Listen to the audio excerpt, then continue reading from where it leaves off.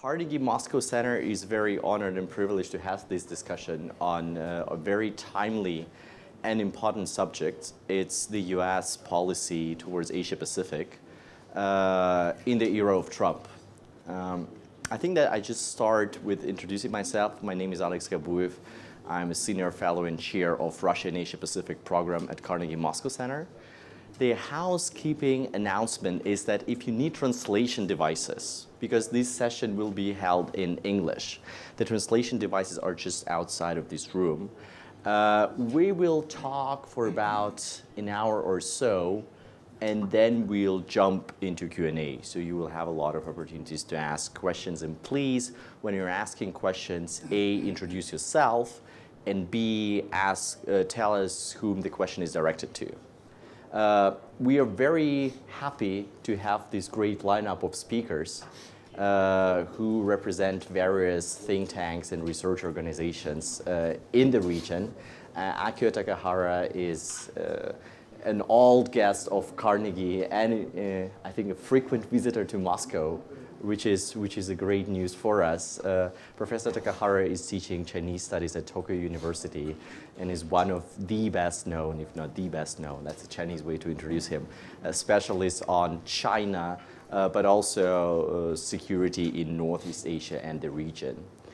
Jung-Yeop is working for Sejong Institute and is primarily engaged in international security, but also East Asian security, like the most important think tank in South Korea, and probably one of the most important voices there.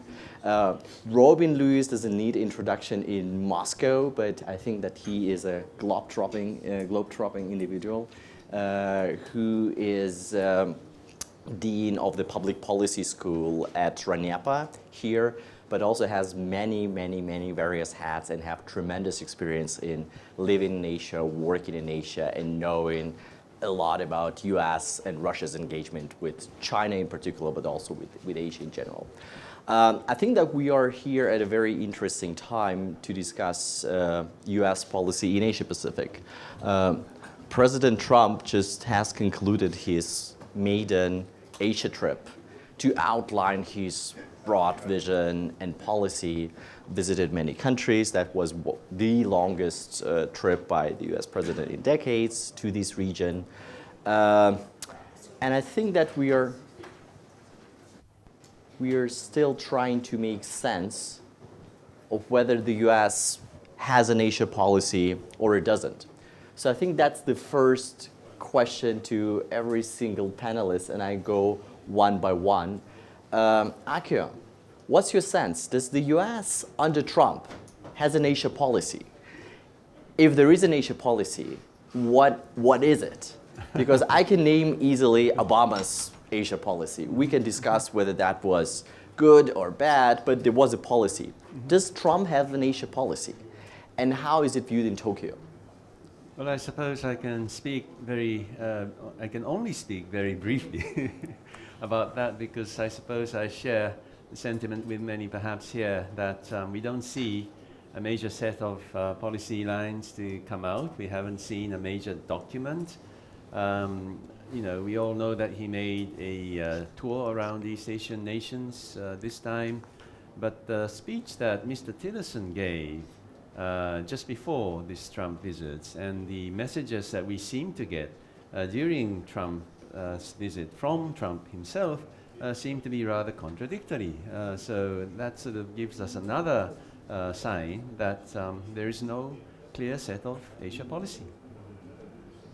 How is it viewed in Tokyo? Is US without an Asia policy a good thing or a bad thing, or now it's all transactional? Because I think that your Prime Minister, Shinzo Abe, was the first to jump on building this relationship with Trump, played rounds of golf in Mar-a-Lago, and I think that they managed to have this time for golfing during this trip. And I think that they enjoy wonderful relationship. I suppose the key word to describe the current president of the United States is that he's very unpredictable. But we have to deal with him. There's no question about that.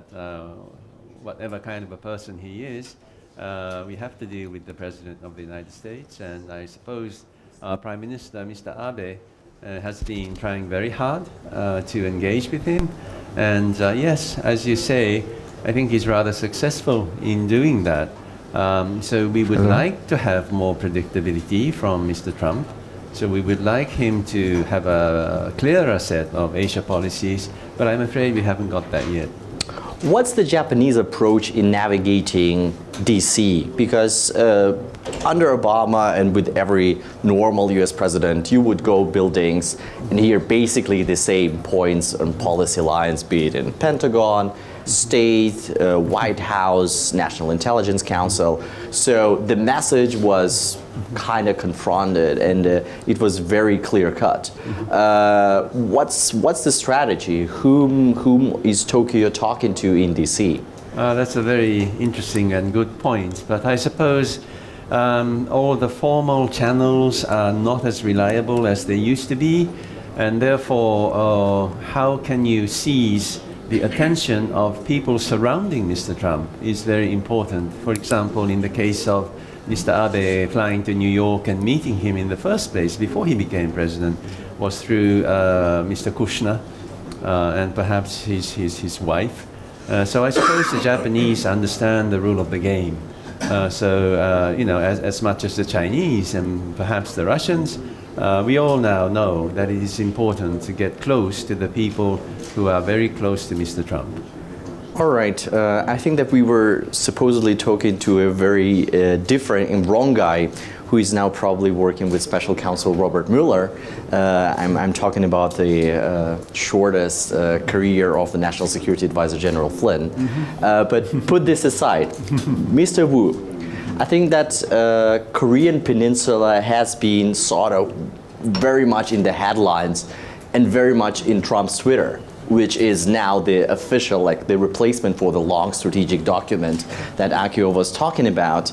I think that the little rocket man is always there, and I think that puts you very much in the spotlight. So what is the consensus view in Seoul? Does US has an Asia-Pacific strategy now under Trump? If it has one, what is that? Can you enlighten us? So when I saw the title of the conference this morning, that U.S. policy toward Asia under Trump, I feel very relieved because I can't say anything because nobody knows what it is. And it was said that Trump administration was going to release each Asia policy at the end of this year. So we have like 1 month left, but we don't know yet.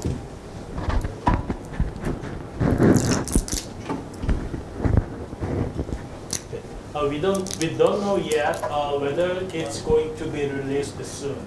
So we can have only like idea from here and there to find out what his Asian policy would be.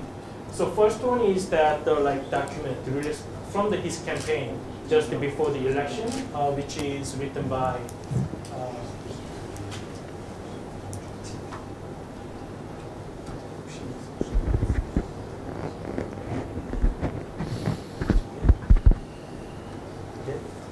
which is written by Peter Navarro and Alex Gray, but they have, we don't know yet whether like Peter Navarro has still strong influence on Trump, but like, and we have some like personnel within White House that doesn't have like positive views on China, and those who advised President Trump during the campaign and now most likely that more has a negative views on China. So we know that Trump does not view China favorably, but with the several meetings with China, we don't see any like big discrepancies between two governments. We don't know yet whether China is cooperating with Mr. Trump on North Korean policy, or Mr. Trump believes that it's not a time for the United States to launch a trade war with China yet. So we have to see So we have to see what kind of like Asian policy that Trump administration would have, but there are some limitations. When President Trump mentioned about more capability in Asia, and President Trump also mentioned about increased nuclear capability of the United States, it requires that the budget increase. But there is no possible way that the U.S. budget can accommodate all those things that President Trump mentioned during the campaign to accommodate his policies in Asia. So we have to see how his policy would evolve in next year. So the interesting document would be, the first document would be the like QDR, Quadrennial Defense Review by the Department of Defense.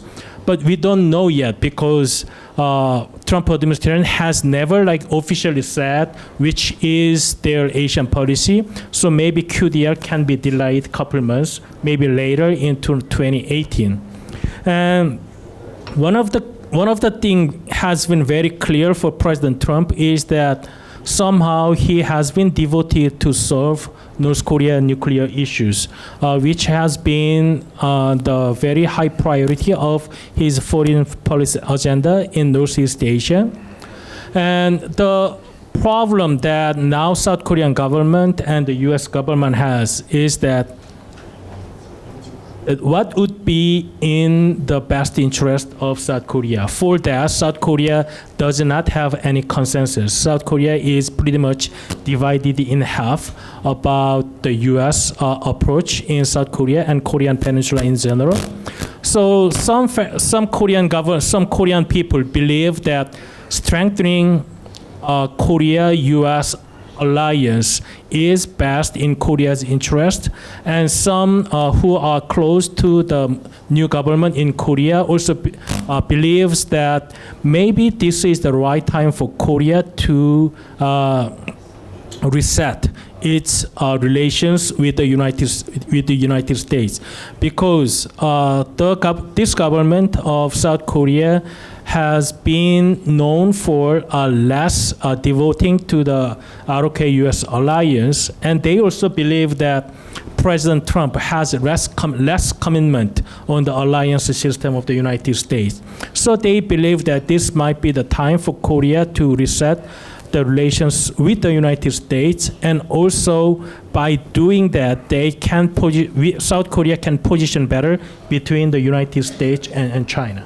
What do you mean by reset? I think that reset in this town has very negative connotations because of our effort of resetting ties with the US, which people perceive ended up pretty badly. What do you mean by resetting? So, like, for past 9 years with the conservative government, Korean government has been trying to strengthen the alliance with the United States, which inevitably causes some negative response from China. And also many people, mostly from academia, who are very close to the Moon Jae-in government, the new government of South Korea, believed that South Korea sacrifices too much autonomy and sovereignty because of our dependence on the U.S. provision of the security. So it's basically coming from the different view on North Korean threats coming from North Korea. So now, as U.S. is requiring its allies and partners to contribute more to the United States, either militarily or financially, to the hub and spoke system of the United States has been maintaining since Second World War, that Korean government does not want to go beyond the Korean Peninsula.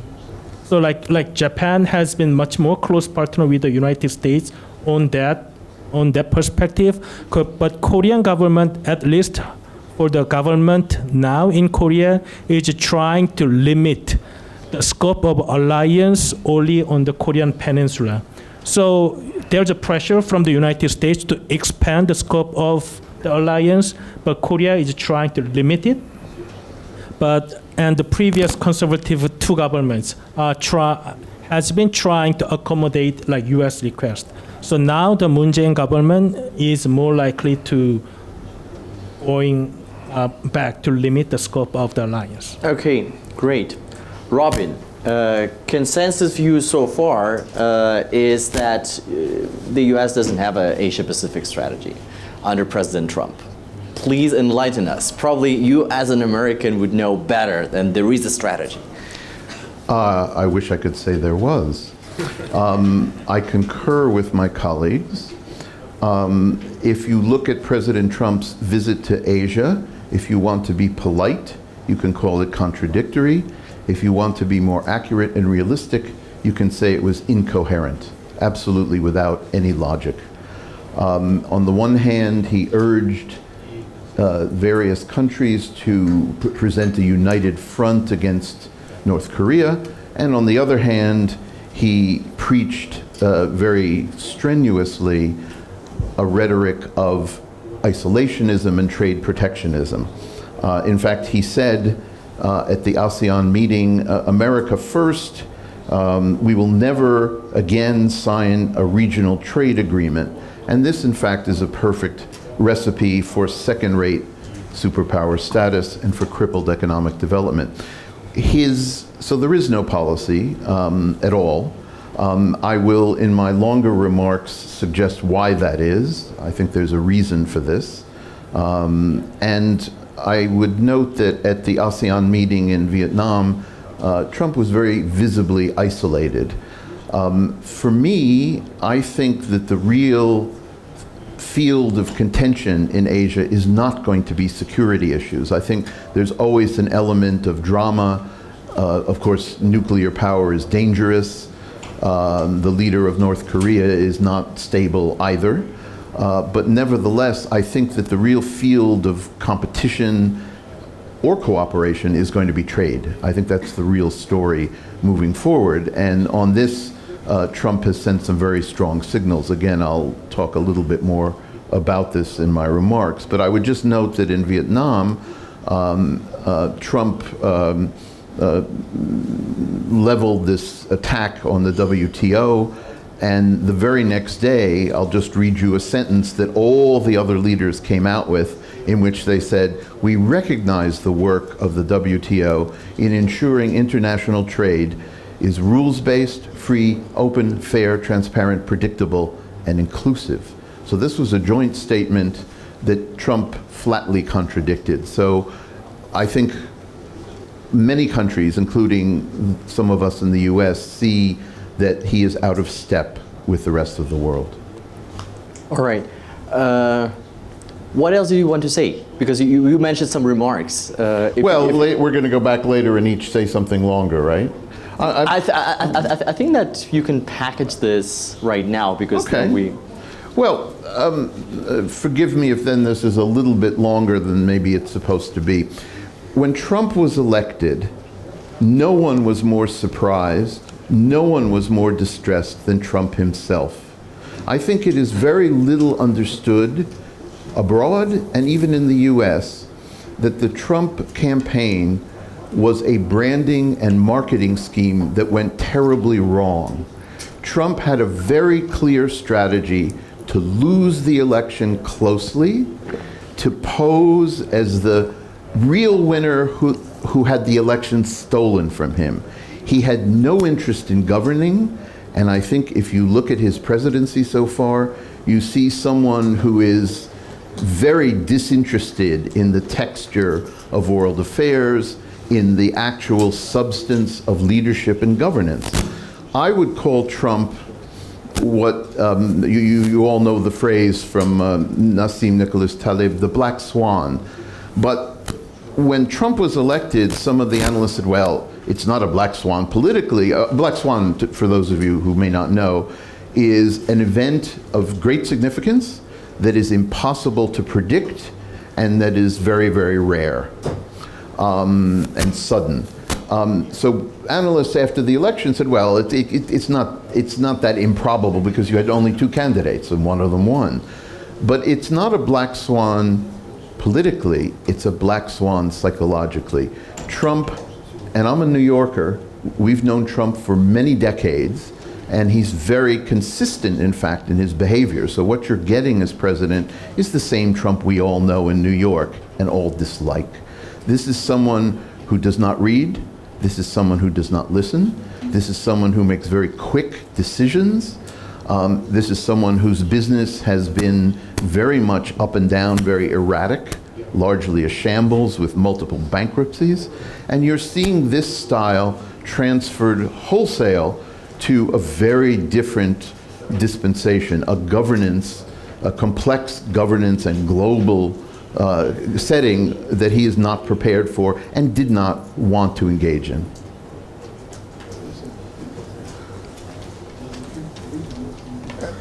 All right. Akio, with this nature of Trump presidency and strategy, if you read the American press, the major winner, and I think that there was a string of op-eds in US media right after the visit to Asia concluded that China is the biggest winner. After all, you know, Trump dumped TPP, Trump did a lot of foolish things, you know, allies are disengaged, Iraq is winding down the partnership, and now China is the ultimate beneficiary of that. Is that picture accurate? What do you sense from your context in Beijing? Are Chinese happy and thinking that yes, we rule the world, or what's the attitude? I think the attitude amongst those who are knowledgeable and who are concerned about the current situation, about the future of China, it's a very mixed picture. Because on the one hand, they feel more confident. I'm sure Mr. Xi Jinping himself feels more comfortable and confident about the growth in their national power, about the relative growth also vis-a-vis the United States not doing so well.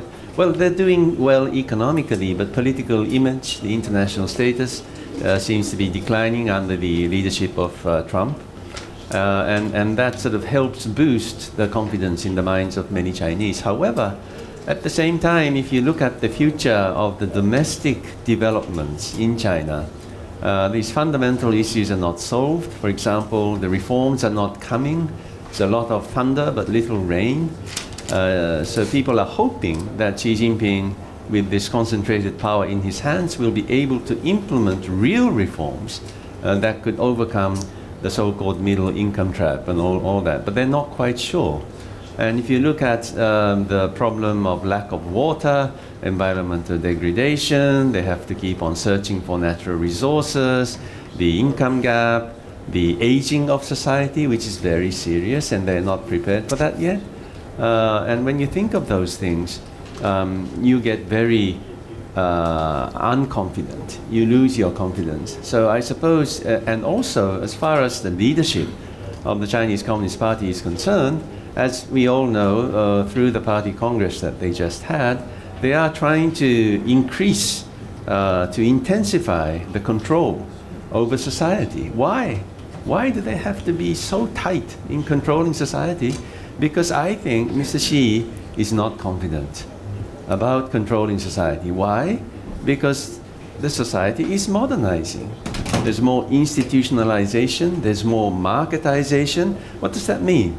It means the party's control is becoming relativized, because the party doesn't have to go around telling people to do this, do that, but the institutions will take care.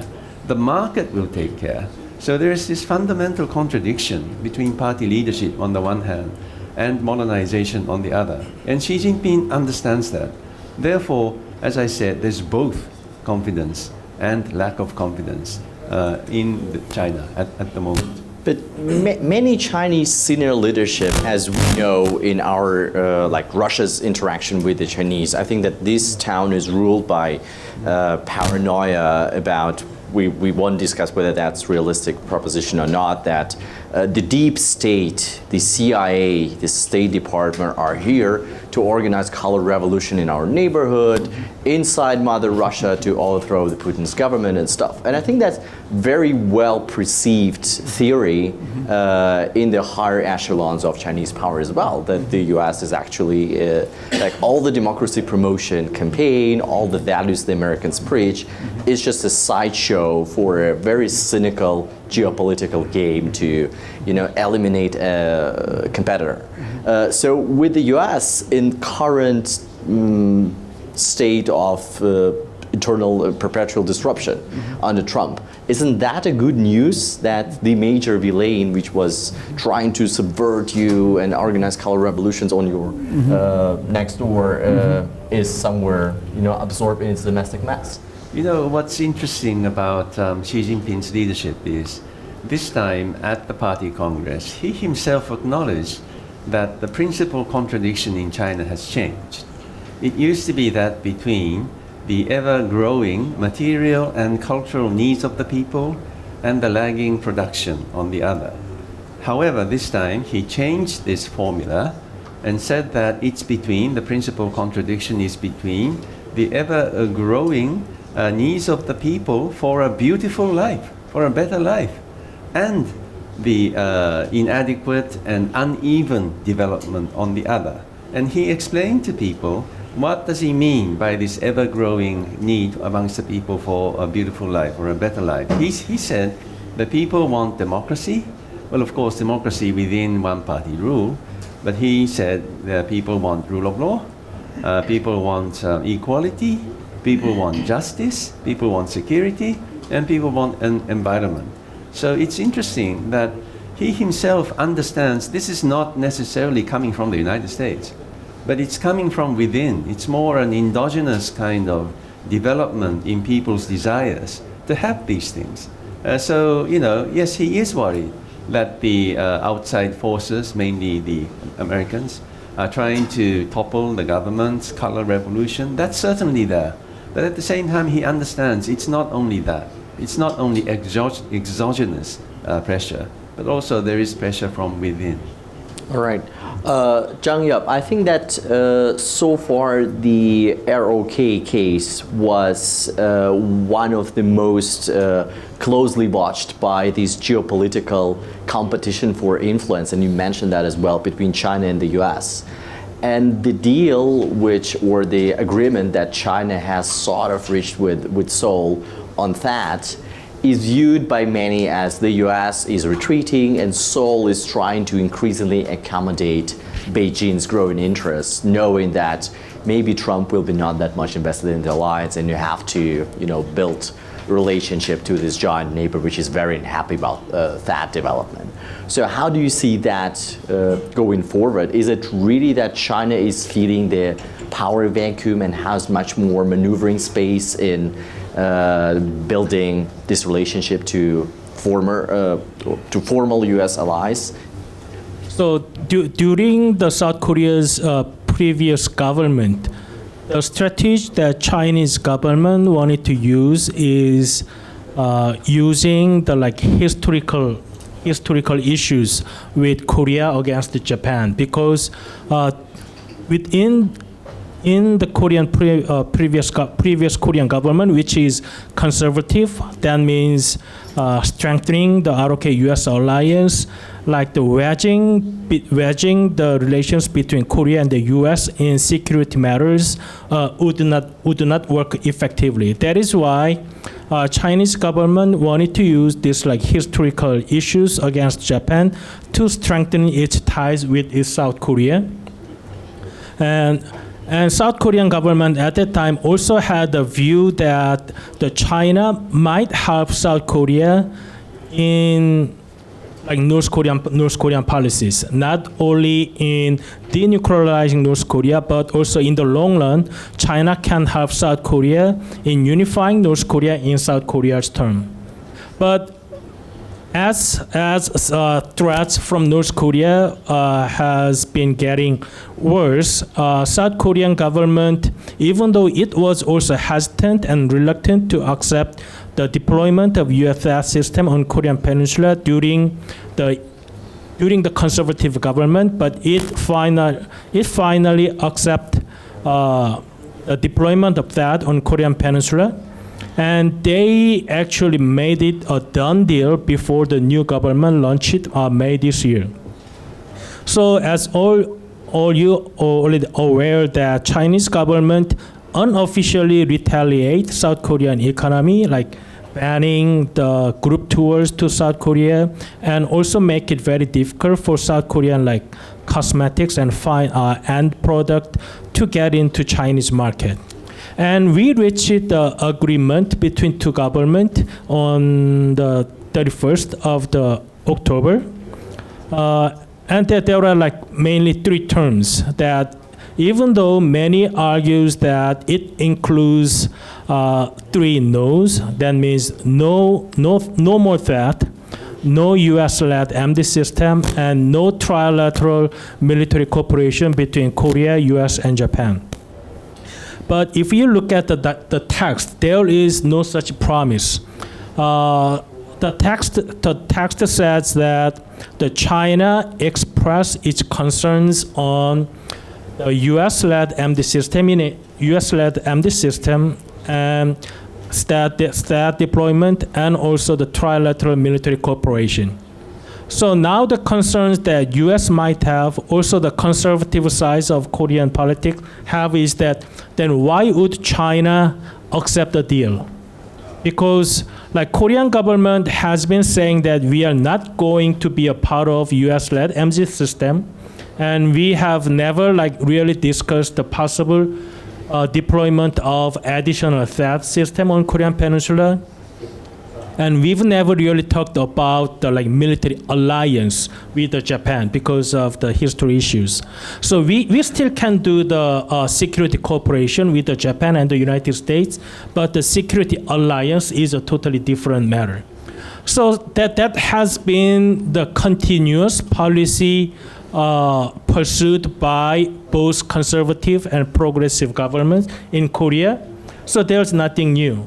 So then why China would accept the agreement to lift its retaliation in Korea? That's where the suspicion coming within the United States and conservative side.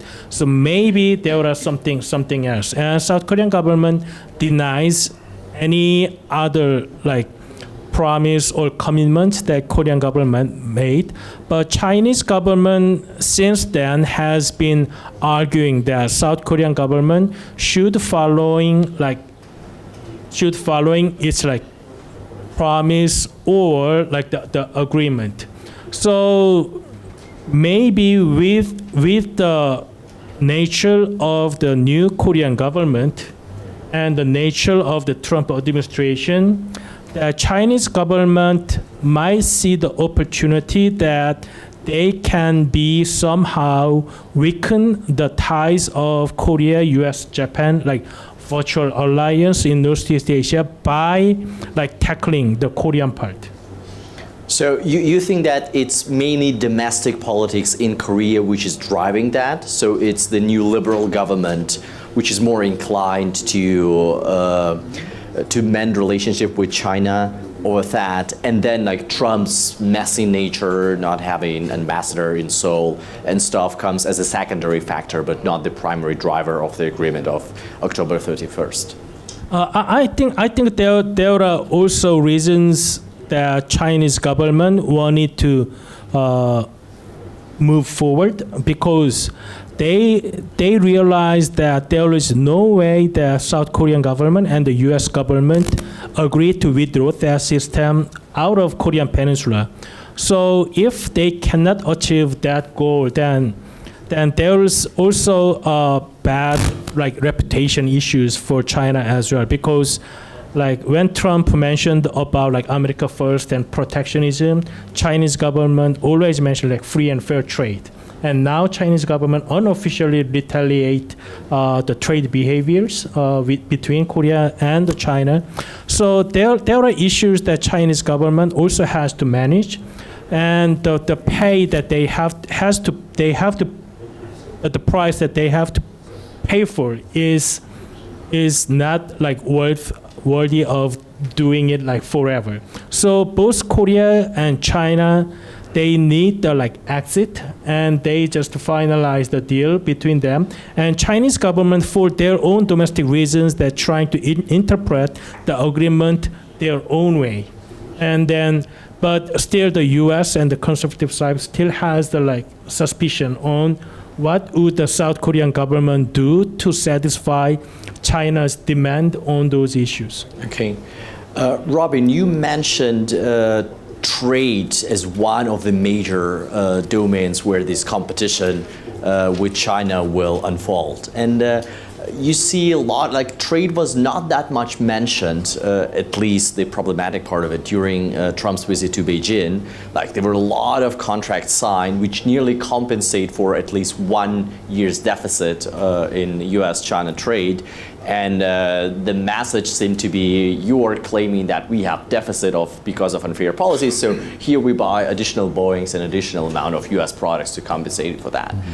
Once the delegation moved out of Beijing, there is a lot of reporting now. The most comprehensive was in Wall Street Journal last year about Lighthizer and other people in the administration preparing for tough measures on trade. Where is, like, we put the logic issue aside. What's that? You think that there are groups of interest in the American business who are interested in doing that? Is it just Trump's, Lighthizer, Navarro's personal views? Or is Trump playing to his base? Like, how realistic is the trade war scenario in your view, and who are the stakeholders on the US side? Well, unfortunately, it may be something we're going to see very soon. Robert Lighthizer is Trump's principal trade representative. He is a hardliner on China. He sees, as Trump does, the world as a zero-sum game, as a win-lose situation. And there is evidence that now that the Asia trip is over, that those factions are going to assert themselves. Navarro and Stephen Bannon, who's actually moved out of the government, are still very much presences in the White House in terms of thinking. And together they represent people who really want to go into a trade war with China. So I think you may see an attempt to mount that strategy. Whether it will work, whether the business interests in the US, I think, who are largely against this, will mobilize sufficient opposition remains to be seen. I do think China has played its cards very well so far, as others have noted, and they have stepped into the breach, into the empty space that Trump has created. The contrast between Trump's speech and Xi Jinping's speech. Xi Jinping spoke right after Trump in Hanoi, in Vietnam, was very striking. I want to mention a couple of things in response to the very intelligent and perceptive comments of my colleagues. On the very recent rapprochement between China and South Korea, I think the real reason for that is that China sees how trade drives relationships within Asia. South Korean products have been a huge success story in China. Then China rather suddenly turned against South Korea, made difficulties in the trade area, and I think this was all for symbolic reasons, for strategic reasons. And now I think the corrective is coming in. You might say that Xi Jinping is following the prescription of the US President Teddy Roosevelt more than 100 years ago, who said, speak softly and carry a big stick. Although Xi Jinping also does the opposite. He speaks harshly and carries, let's say, a carrot or a cabbage instead. And he uses both strategies, I think, very effectively. Some of the strategic, if not most of the strategic maneuvers of China in the South China Sea about the islands are, I think, largely strategic, psychologically strategic and symbolic rather than actual. That's not to say that there aren't things going on those islands, like building bases and so forth. But I think China's signaling in the last couple of years to its Asian neighbors of its own power is part of that. But China has also sent some other signals. The Asia Infrastructure Investment Bank, the AIIB, the New Development Bank, the BRICS Bank, are very, very significant and new creations, new paradigms, much needed in global finance for development. And the One Belt, One Road, or Belt and Road initiative, though very troubled, we can talk about this later, is also something that's very new and very different than anything that another superpower has ever suggested in terms of regional development. I did want to quarrel a bit with one thing my Japanese colleague said. I don't think that the Chinese government sees the U.S. As the source of color revolutions. I think the Russian government does. We know that very clearly. And I would only say that Russia and the U.S. are still both terribly trapped in Cold War thinking. And they talk about a zero-sum game. I mean, the Russian view of America and the American view of Russia is based mostly on fantasy. So that's a very bad harbinger for relations between the U.S. and Russia. The Chinese are much more realistic. I think the Chinese do see the U.S. as both a strategic, but even more importantly, as a trade rival, but shrewdly enough with also potential for cooperation. And the Chinese aren't stupid. They know that U.S.-China trade is an important feature of their prosperity, of this growth of the economy in China. So I think they're going to be much more nuanced, much more careful in addressing that trade relationship with the U.S. than the Trump administration. And I put administration in quotes because I don't think it's an administration. I think it's rather a group of a coming together temporarily of interest groups, none of whom agree with each other and all of whom are fighting fiercely behind the scenes. So some of the incoherence that you see in U.S. policy is the result of deep struggles within the U.S. government, within even the White House itself, for a dominant point of view. And no one is dominating and no one is agreeing on anything. Okay. Akio, I think that we have seen that Tokyo and Japan in particular were putting a lot of alternative to Chinese proposals like AIB, and then your prime minister put forward this high quality infrastructure project. So there is a lot of kind of ideas of rivalry between the two. And now what outside observers see is that Japan is very active in building its military partnership with Australia, or trying to build one, much more active in ASEAN, much more active in relationship with India. What's behind that? Is it a strategy? Is it just to play the leader of the liberal, Western, democratic market world in this part of the world when the US is absent for 4 years or maybe 8 years, and just wait for the new normal administration in the US coming back to power and playing the traditional leadership role? Or is it something different? Is it the coherent approach of Japan taking more responsibility in driving this into a new direction? I think there are a couple of basic points. Point number one is, as far as military activities are concerned, of course, as you all know, there is this very tight framework of our constitution. So it's not in any way like the military activism that you can imagine that could happen with other countries. Japan is very, very fundamentally different in that sense. So please, no misunderstandings. That's one point. And secondly, of course, if China is ready to put in more money to develop the infrastructure in Asia and in other parts of the world, that's fantastic. That should help develop the Asian nations, that should help develop the African nations, and so on and so forth. So I don't think the Japanese have any objections about that. The question is in the way they do it. We are, not only the Japanese, but everybody else hopes that China will do it in the most transparent and fair and open way as much as possible. So I think that's of big concern for everybody, including South Korea, including other Asian nations. And I suppose if it's a healthy competition, it's very good. So Japan will go on with its Indo-Pacific initiative, but also it doesn't mean that this is exclusive. And the Chinese have been very clear that the Belt and Road is not exclusive. So Mr. Abe has expressed his interest in taking part in the Belt and Road as long as it's open and fair. So I think that's a fair point.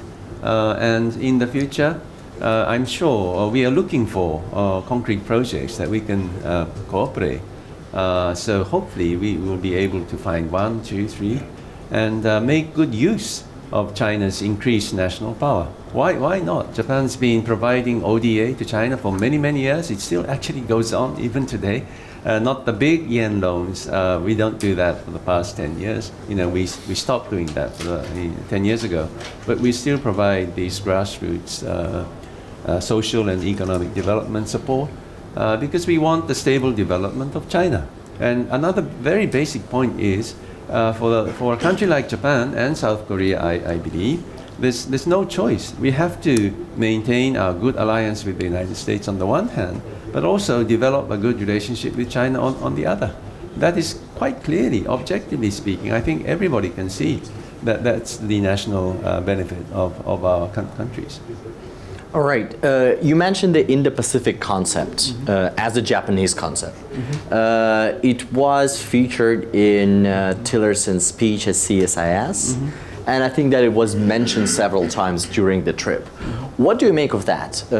Is it just a slogan? What's the actual content? Because some people who would be thinking, oh, this actually there is a strategy, and go back to Ash Carter's remark at Shangri-La conference, saying that interlinking the allies and just not playing the role of the linkage between them, but building this robust group of democratic market countries around China, which will check China's regional influence, is the strategy.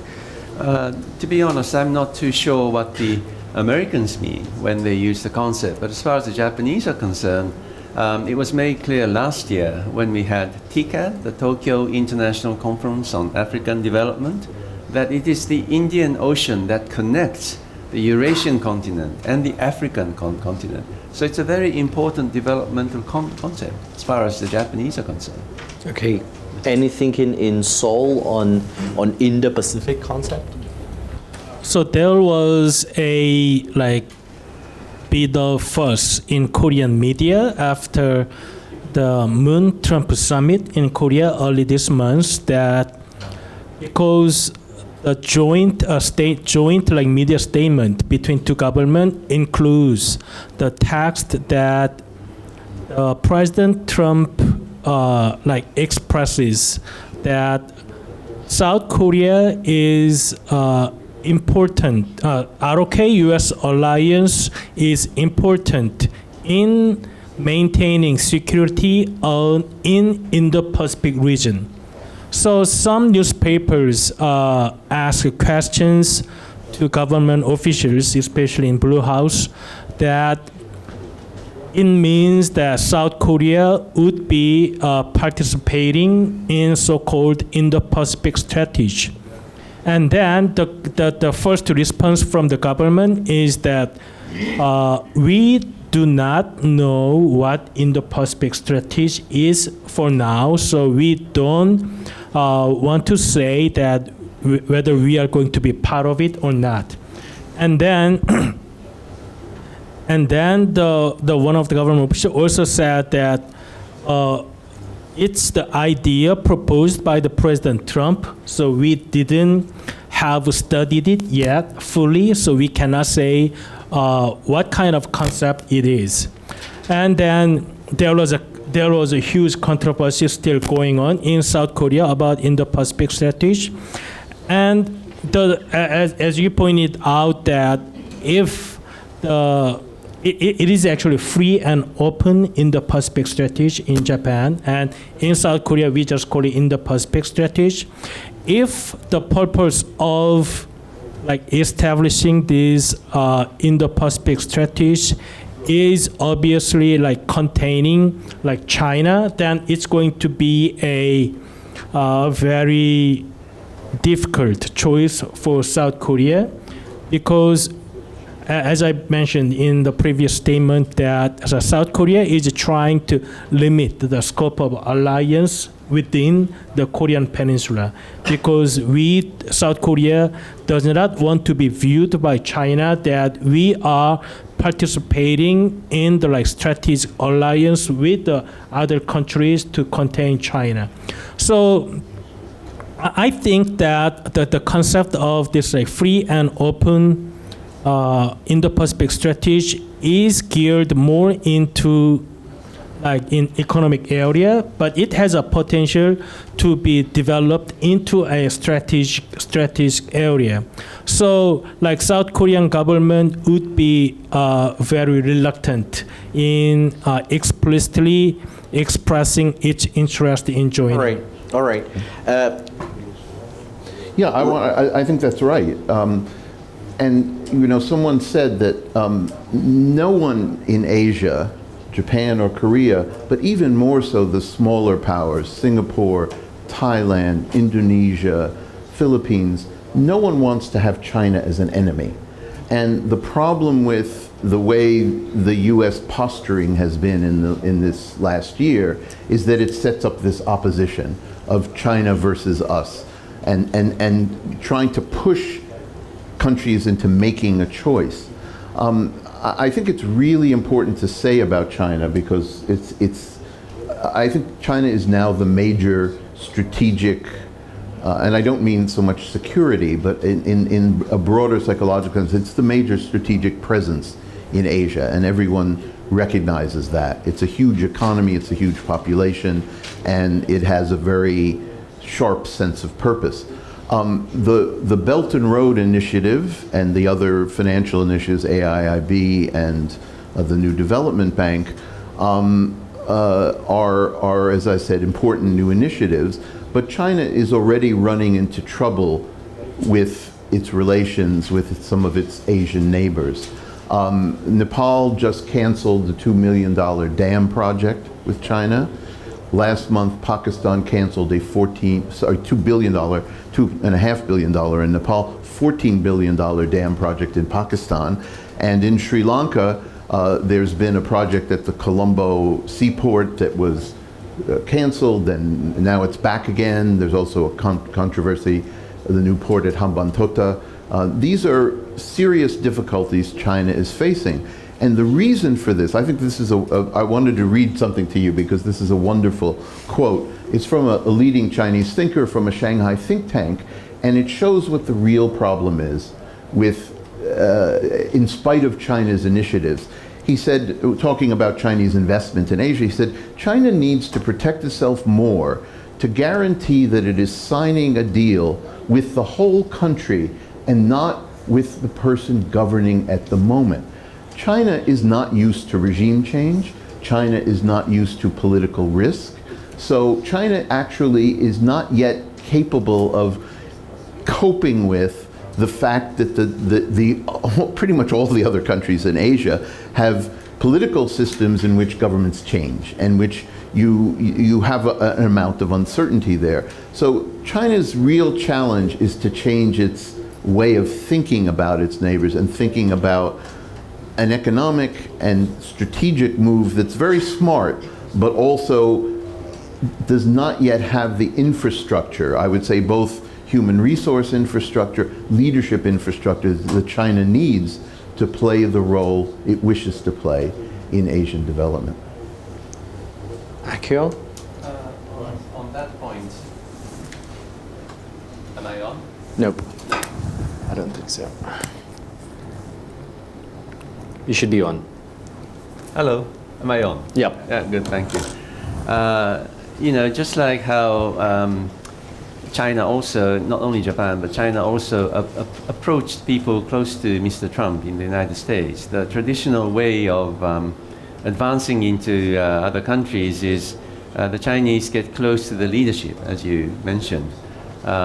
So I think, as I said, it's good that China is making this advancement into the developing nations, because look at Africa, how the African economy has been lifted up because of the advancement that the Chinese have been making. So on the whole, it's good. But as I said, when we look into the ways that they do it, what they do is they approach the leadership of each nation in a not necessarily a very commendable way. And that troubles us all, because it could support the regimes that are not really ideal when we think about you know, sustainable development of the nations, for example, or the political development of the nations. So that is a problem that we are all concerned about. Okay. Questions to both Professor Takahara and Dr. Wu. The most radical view would be that with totally disorganized U.S. absorbed in its domestic mess, or some people on the left would be calling it national tragedy, countries like yours would be thinking about options to provide security for themselves, because your security deriving from the alliance is no longer guarantees. Before the election, Trump said, if Japan and South Korea want to go nuclear, go for it. I'm fine, that's happy. We're going to save billions of taxpayers' money on that. And I think that the taboo of discussing reintroduction of tactical nuclear weapons to Korea or developing your own deterrent is already removed, so you can freely talk about this in Seoul. And I think that this debate is slowly rolling back in Japan in a way that people at least can talk about this. What do you make of this? How sustainable is this trend? And just looking past Trump with every normal administration, if we make a parallel to Europe, some people like in Germany would say that's actually not a very different approach that we are seeing from Obama and Trump. Trump is putting that in a very terrible, undiplomatic, blunt language. But Obama was also demanding that we pay the bloody 2% of GDP in military expenditures, and we do contribution to NATO budget, and we take care of ourselves, because US will not be there for us forever. And it's just a very blunt and disorganized way to put it, but it's basically the same message. So US will be retreating because it doesn't have resources to care for the rest of the world, and you need to invest into your own security. Would you think that this is what's going to happen no matter Trump is there or not, and whether Trump is just amplifying the tendencies which pre-exist, which means US gradual decline? Should I start? Yeah, sure. I think, yes, perhaps in the long run, the US presence, military presence in the world is going to decrease, perhaps. But I, at this moment, do not think that's going to happen in Asia. I think they're going to stay. We are seeing that by the freedom of navigation operations. That's happening even more frequently, or perhaps I should say less infrequently than the Obama administration. So at least the Pentagon is well aware of the need of the military presence in the region. And well, perhaps the president hasn't come around to think about these things yet. He doesn't quite understand. He's a new president. We saw how he was not behaving in a very professional way, perhaps during the East Asian visit. But, you know, 8 years ago, Obama's visit to China was somewhat similar. We all were disappointed by President Obama's presentation, his behavior when he first visited Beijing in 2009, but he changed. So I don't dash out you know, all the possibilities with Mr. Trump. As far as the defense discussions in Tokyo is concerned, we still have this very deep and broad allergy against nuclear weapons. So I don't think the discussions about nuclearization of Japan is going to forward in the foreseeable future. So that means that we still have to treasure our relationship with our alliance with the United States. So that basis is not going to move. Jung-Yeop. So to answer your question, there are, I think, like two variables that we have to discuss. First one is that how like Koreans like view the issues, and secondly how U.S. is going to view its alliance with South Korea in the future. So for the like first questions, that we know that the Trump's foreign policy is somehow similar to the ideas of like so-called offshore balancing, that the U.S. overstretches itself too much in the past, that it might need to like effectively select the areas that they have to put more resources. And as Professor Takahara just mentioned, that the most of like documents that we can see the glimpse of the idea of the Trump administration like emphasize the importance of the Asia. So for that, I think that Trump administrations, even though even with his erratic comment on foreign policy issues, that they still value the U.S. alliance system and the military presence in Asia, because they see the challenges from China. But we also see the many contradictory of approaches by the United States. First, as you mentioned, that U.S. withdraws from the TPP, which has very big portion of strategic interest within TPP. But now they propose the so-called Indo-Pacific, which can be interpreted as a pure strategic idea to contain China. So TPP, they just gave a TPP, but now they propose the Indo-Pacific. So we don't know yet what kind of foreign policy idea with regard to its alliance system in the future. And for Korea, that as I just mentioned, that it is the time for us to rethink about the nature of the alliance. So we don't know yet how it's going to evolve. But the discussion of redeployment of tactical nuclear weapon back to Korea, or indigenous development of our nuclear weapon is, we have to know for what purpose. Okay? So militarily reintroduction of tactical nuke doesn't increase South Korea's defense against North Korea, because North Korea is not deterred by mutually assured destruction. They are not bound by that kind of concepts.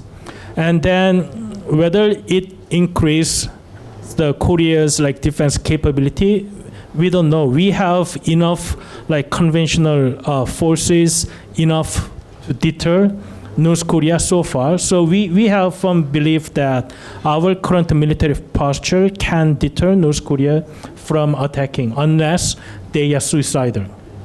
And for indigenous nuclear development, I think it only happens when South Korea decides to break the ROK-US alliance. And probably US doesn't want to see it, because once the alliance is broken, it has a chain effect, that other alliances also see the possible abandonment by the United States in the provision of the security to those countries, and it will lead to another nuclear armament by other countries, and it will break down the U.S. system of the alliance, hub and spoke alliance system in the world, which has been very important element of stabilizing the order, or the global order, which is key assets for the U.S. strategy. So I think that for the time being, that we still discuss the possibility of all those reintroduction of tactical nuke or indigenous nuclear armament, but I think that it's very unlikely that we can see any feasible development in the near future. All right. Last question to the panel, and I think that we go in reverse order. What does it all mean for Russia? I give you one example. ASEAN was championing an approach that we need more involvement of other important players in our region, because we are stuck and we are torn in between the two giants, the US and China. And as more players are coming in, India, Japan, South Korea, European Union, we have more room to maneuver, and that's actually providing a stabilizing effect. Do you think that the hollowing out of American presence and strategy, at least for the 3 years that we're gonna see President Trump in the White House, if he's not impeached, provide Russia an opportunity to jump in, that it has some cards to play, it's welcome, and what role could play Russia in Asia Pacific, where the U.S. is kind of absent, or kind of what it is? Well, I'm afraid that there is no role for Russia in Asia of any significance. They wish there was. They're hoping that there is. They're trying to craft one in the Kremlin, and I don't think it will work. I would say that the pulling back of the United States and Asia, of course, creates an opportunity for Russia. But I would say, and I speak somewhat from personal experience, that the texture of dialogue and understanding between China and Russia is very poor. I would say that Americans and Chinese speak more easily.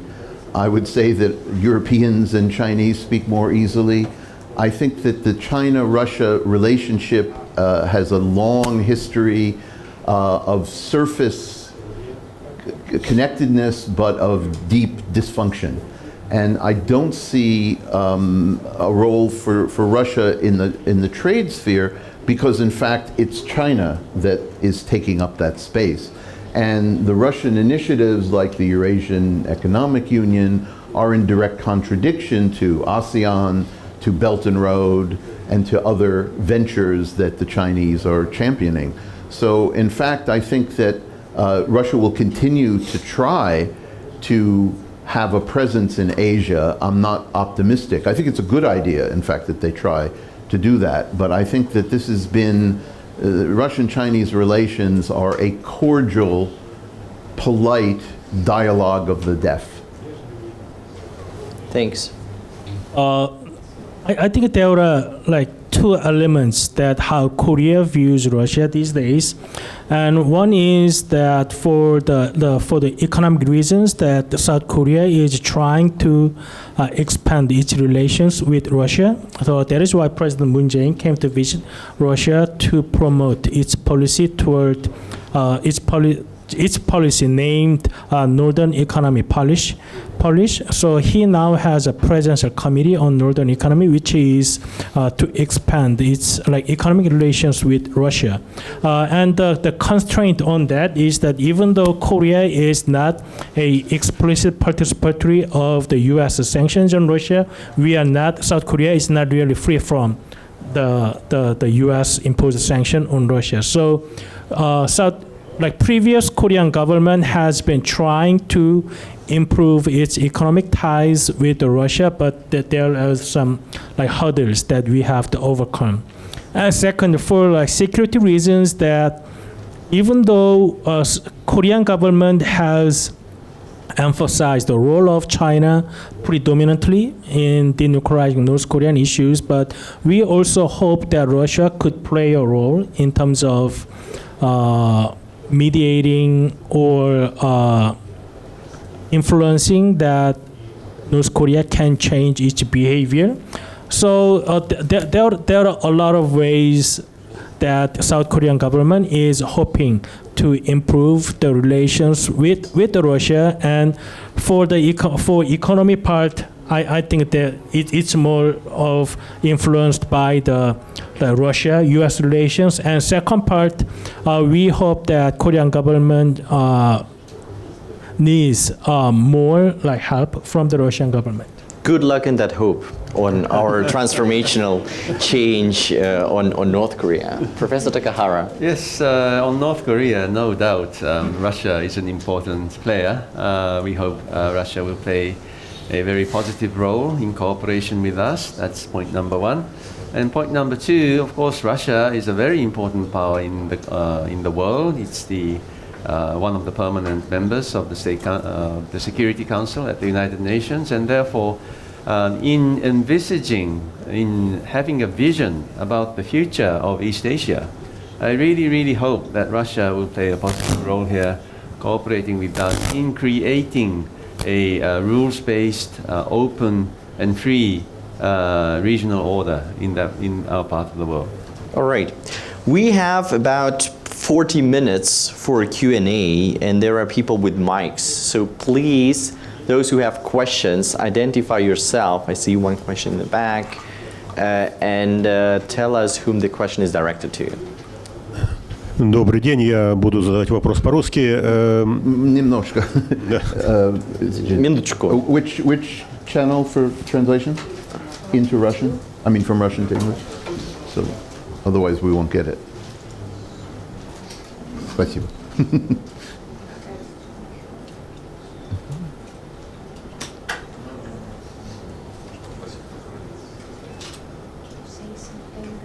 Hello, hello. Can you hear me? Okay. We're Можно, good. да? Добрый день, спасибо за интересную дискуссию. Я, если позволите, буду задавать вопрос по-русски. Салтыковский Вадим, Комитет по экономическому сотрудничеству со странами Азии, Торгово-промышленной палаты. Уважаемые коллеги, у меня один вопрос, возможно, к Александру, господину Такахари и господину Льюису.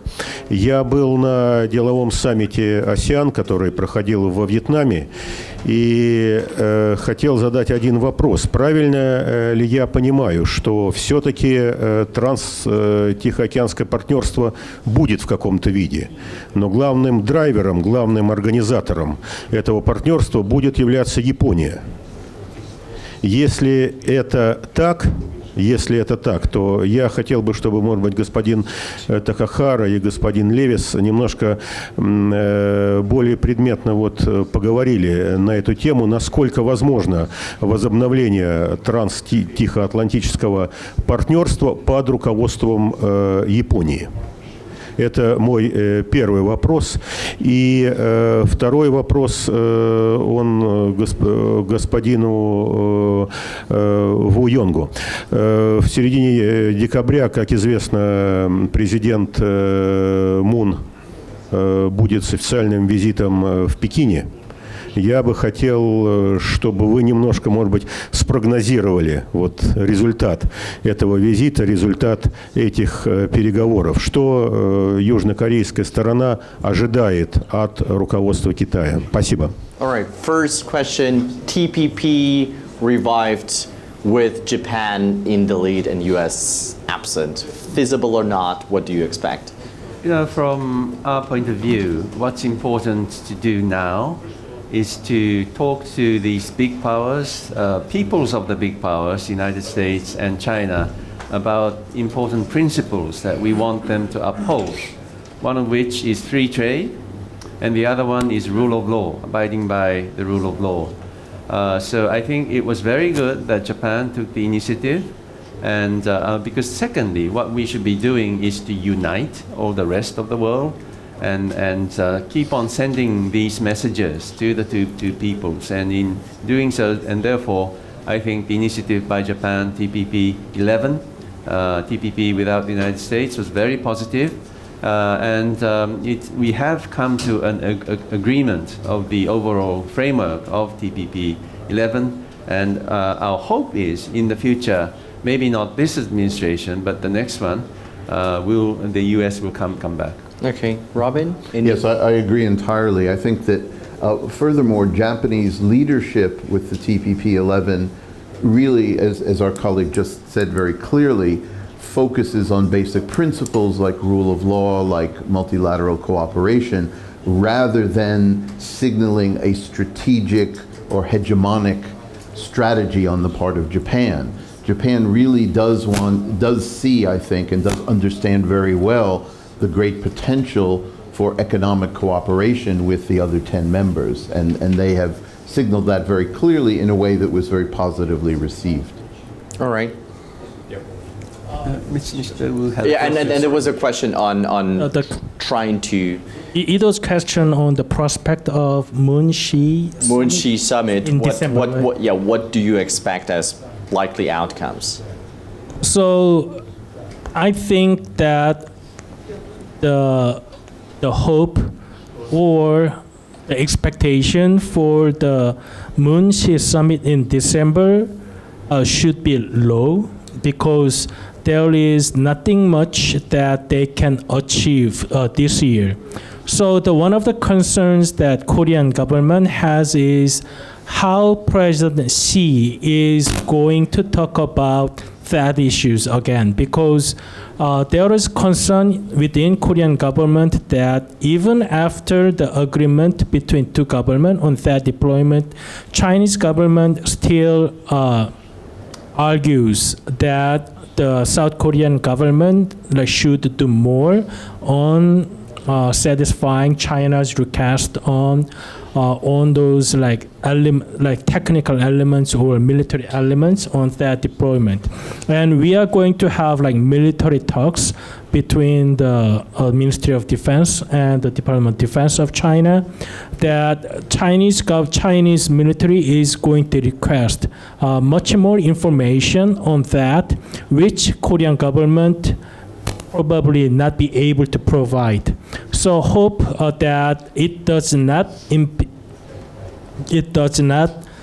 keep two leaders from discussing the issues that make two countries like move forward after that. And we really don't expect that the Chinese government would commit more than now to sanctioning North Korea, because even though U.S. is not satisfied with the current level of sanctions imposed by China to North Korea, but Korean government like understood that there was a limit that Chinese government can do with regard to the sanctioning North Korea. All right. Thank you very much. My name is Mikhail Korostikov. I'm a journalist for Russia Kommersant newspaper. As it seems to me, Trump just perceives Asia, in particular, and the world in general, as a series of conflicts, which he can or cannot solve. And in Asia, he made the biggest conflict, the conflict concerning North Korea, North Korean development of nuclear weapon, his biggest centerpiece of his policy. And to my mind, it's working. I mean, the North Korea hasn't conducted any tests since September, and there are signs that China is finally tightening the screws on North Korean economy. And I want to hear your opinion of all three foreign participants. To your mind, is U.S. strategy on North Korea is working, and has Donald Trump managed to perceive China to somehow limit North Korea and to stop their nuclear program? Thank you. We start with Dr. Wu. So we don't know yet whether the U.S. policy toward North Korea has worked yet, because we don't see the criteria to assess the success or failure of certain policy is whether it could lead to the change of the behavior of the target. But we have not seen any like meaningful or any changes from the North Korean behavior. So many argues that because of the like more than 70 days of halt of any provocations by North Korea, that it meant some like signal to the United States that North Korea is ready to re-engage in the dialogue with the United States. But I doubt that propose because that. So why would North Korea not make any other provocations since September 15th, the missile test? So after Kim Jong-un has assumed the power, their provocation is not just about like making provocations, because it has a purpose of showing to the world that they have made a progress on achieving the WMD programs. So they show that they have capability to launch the missiles that can fly 2,700 kilometers and 3,200 kilometers. So now what? Now they have to show more than that to prove that they have enough capability that can be proved by the United States to acknowledge them as a like nuclear weapon state. So for that, I think there are mainly three like tasks that they have to achieve. First, they have to show that their missiles can fly more than like 5,000 kilometers, which is very close to the U.S. territory. Second, they have to show that their missile can re-enter the atmosphere, and also the third thing is that they have to show that their warhead, which re-entered the atmosphere, can be detonated at the point that North Korea want it. So all these three like provocations would be very close to if U.S. has any red line, that it will be very close to the U.S. red lines, and I think this is the successful part of Trump's strategy of that North Korea might think that U.S. might use that as an excuse to militarily engage with North Korea. So many argues that like surgical strike or preventive strike on North Korea is almost impossible, and I agree on that because it cannot be like surgical strike. How many like targets you have to surgically strike, right? It's not just one like facility that now U.S. can just like destroy, and they think that they solve the nuclear issues of North Korea. So it should be more than dozen or more than 100 targets that U.S. have to like strike. That means that would probably lead to the whole full-scale war between the U.S. and North Korea, which damage would be on South Korea. And for preventive strike, that U.S. has to evacuate 240,000 U.S. civilians living in Korea, and there are more than 300,000 like people from its allied countries. So without evacuating them, and you are going to launch a strike, it's politically suicidal even for the Trump. So, but if North Korea gives enough excuse to U.S., then U.S. does not have to like consider all those elements that I just mentioned. So with all the like strategic assets gathering on Korean Peninsula these days, I think, I don't know, but North Korea probably has to choose. So we don't know yet whether North Korea is going back to the negotiation before it reaches the point where all country has to admit that North Korea has developed its capability. But I think it is certain for the United States, and I think it's shared by like White House and maybe the State Department, that even if we don't achieve the goal that bringing North Korea back to the negotiation table before they reaches the point where they achieve the capability, that U.S. is going to like continue on its pressure and the like containment. So I think that now U.S. sees how the problem of North Korea is going to evolve, and for that I think whether it's the Trump policy or the like Republican policy or the U.S. policy, that I think there is no other way that we really can solve the issues. All right. Okay. Robin? Yeah, I want to say again, and I want to emphasize this, there is no policy and there's no strategy. We know a little bit about how decisions are made in the White House because there's so much dissension that there are leaks. And whenever someone around the table begins to talk about strategy, long-term views, paradigms, our president shuts his brain off. And he is interested in very short-term issues like playing to his base, as Sasha said, like sending certain messages and taking certain poses. And that's as deep as it goes. So I think there's a real problem with our analytical frameworks here. This is why I said he's a black swan psychologically. We keep talking about the decision-making process as a rational, step-by-step process, which is happening in every other country, but it is not happening in the United States. All right. I would slightly disagree in saying that you cannot make a surgical strike, because if you talk to people at the Pentagon, they will tell you that actually if you see that they are reloading the rocket and the missile with fuel, and you can detect that with satellites, and like the US can do that. And probably the logic is that the next test is exactly the direction US, be it Alaska or California, and this is very close to the red line, I totally agree. You can make a surgical strike on the facility.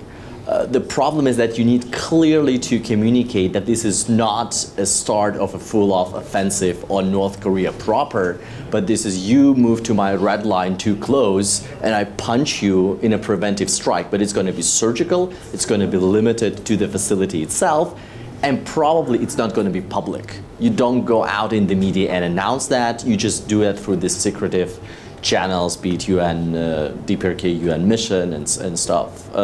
So in theory, you can do that. And then it goes back to the bigger question of Kim Jong-un's and the regime's rationality and all the underlying, but we won't go deeply into that. I see Dmitry Streltsov. Dmitry Streltsov from Gimel University. Only two small questions. First of all, I'd like to ask you about the possibility and the possible reaction from the United States and possibly from South Korea in case North Korea holds a nuclear test in the atmosphere. Will there be any change in the reaction of the United States in case such test is held? And the second question deals with the prospect of the Big Three format. I mean the format of the dialogue format between China, Japan and South Korea, which is revived to a certain extent. What are the perspectives in the present situation, and is there any good idea how this format will develop further? Thank you. Thanks. Well, the Chinese seem to be in a good mood now, Mr. Xi, after the party congress, after meeting Trump. So he was in full smiles when he met Mr. Abe in Vietnam. So hopefully, with the good result of the Xi-Moon Jae-in summit, we'll be able to hold the trilateral summit very soon in Japan. That's what we hope. Nuclear test in the atmosphere? We don't know yet, but as far as I understand, that the U.S. position is that if North Korea is going to do anything kinetic, then it's automatic trigger for the U.S. Military engagement. So whether U.S. is going to interpret the detonation of the warhead at the atmosphere as a kinetic one, that I'm not sure about that. All right. There is 1 and 2. Thank you. I'm Vladimir Rybachenkov, independent expert, MFA counsel, retired. I have a question to Mr. Lewis. You know that many political scientists in Russia try to discover the secrets of, or the motives of the behavior of your president. And you gave a blunt response to that Mr. Trump doesn't read and doesn't listen. Do you really mean that? Absolutely. I know people who know him and have worked with him, and his attention span is 7.5 minutes. It's a very sad news, I would say. It's very sad. I totally agree. I totally agree. 1 and 2. I'm Vladimir Skoserev of the Independent Daily Moscow. I have first questions to Dr. Wu. There was a report that during the visit of South Korean foreign minister to China, there was agreement about 3 no's. Number 1, no more THAAD. Number 2, no participation in American anti-missile defense for Asia. And 3, no participation in mini NATO or Japan, South Korea, US. So was it really an agreement, or was it a fake news? And then I have another question for our Japanese professor, if you don't mind. That's going to be the answer, right? Your remarks.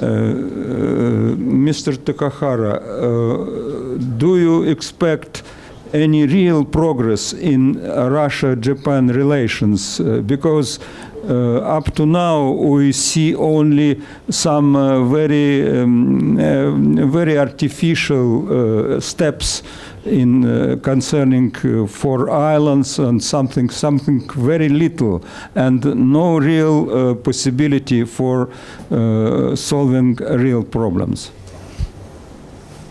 All right. So I think that there is no way that South Korean Minister of Foreign Affairs could say or agree that we are not doing it. So the reason why I mentioned about the suspicion that U.S. has is that all those wordings in the text has been repeated in the previous government. So I really don't think that Korean government will be ever committing to promises of 3 no's with the Chinese government. So I really don't think that Korean government can do that with China. All right. Japan-China relations, I think the idea is to be patient. It is moving forward, so that's good news. And maybe not as fast as we hope, but it's moving forward, and I'm very glad about that. All right. There is one more. Александр Шевко, компания N+ Group. Мой вопрос будет к профессору Такахара. Вы вскользь упомянули экологическую проблематику, я бы хотела ее немного развить. Как вы считаете, какая судьба Парижского соглашения после выхода из него США? Постарается ли Китай занять этот вакуум? И второй вопрос тоже по этой же проблематике. Как вы считаете, сможет ли Китай выиграть войну с загрязнением, который объявил, соответственно, Си Цзиньпин? И второй коротенький вопрос к господину Льюису. Вы сказали о политике изоляционизма, которую проводит президент Трамп. Как вы считаете, остались ли какие-то сферы, в которых США при президентстве Дональда Трампа попытается сохранить глобальное лидерство и определять правила игры? Если такие сферы остались, то в каких сферах? Спасибо. Well, we hope the Chinese will keep with their promise and do good in the Paris Accord. And as far as the fight against environmental degradation is concerned, the Japanese have been helping the Chinese for decades now, but we haven't succeeded really in containing the pollution there. The question is, from now on, the Chinese growth rate will be coming down, so that means less growth in their revenue. And we all know that their government expenditure is going to increase. So we are watching very carefully at their fiscal situation. And we hope that they will have enough money to tackle the environmental issues in a bigger way so that we can change the phase. Yeah, I'm very glad for this question, because I think that except for a fleeting reference by my colleague from Tokyo, this hasn't been addressed. I want to say that I think that a new paradigm is coming in global affairs. If we have this same meeting 10 years from now, perhaps certainly 15 years from now, of course Trump will be gone, Xi Jinping will not be ruling anymore, but leaving that aside, I think that we're going to be talking about none of the issues we've discussed today, and instead talking about a cluster of global public policy issues, which are issues of human survival. And the reason we'll be talking about them is that these are problems that do not respect or even acknowledge borders, so they will have to be solved through international global collaboration and cooperation on a very urgent basis. Climate change is the biggest of these, food supply and food safety is the next, water is one, migration is another, global pandemics is yet another, and finally, there's the challenge of technologies, of new technologies like artificial intelligence, blockchain, and robotics. These are the issues that are going to take the center of the stage in the future, not the ones we're talking about. And this is because of a lamentable human nature that's universal, which is to not pay attention to things until they really threaten your existence. And I think that's what there's going to be. On US leadership, I don't see it at the moment. It could change if the leadership of the US changes, and there are many people, myself included, who think that Mr. Trump will not be here very long in his current role, but that's a guess, that's not a certainty.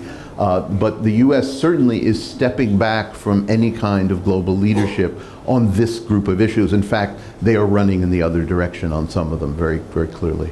I would be probably even more pessimistic, Robin, because I think that the issues that you mentioned are very relevant, and that was very much part of Obama's agenda. Let's talk about big stuff. But I think that unfortunately the great powers rivalry will be still there, including the competing interests of different powers around those issues and regulations on AI in particular, but many others. And we have to talk both about the issues of transnational nature and underlying tensions. Well, that's the challenge. All of the solutions needed are going to come up against the traditional nation-state interests.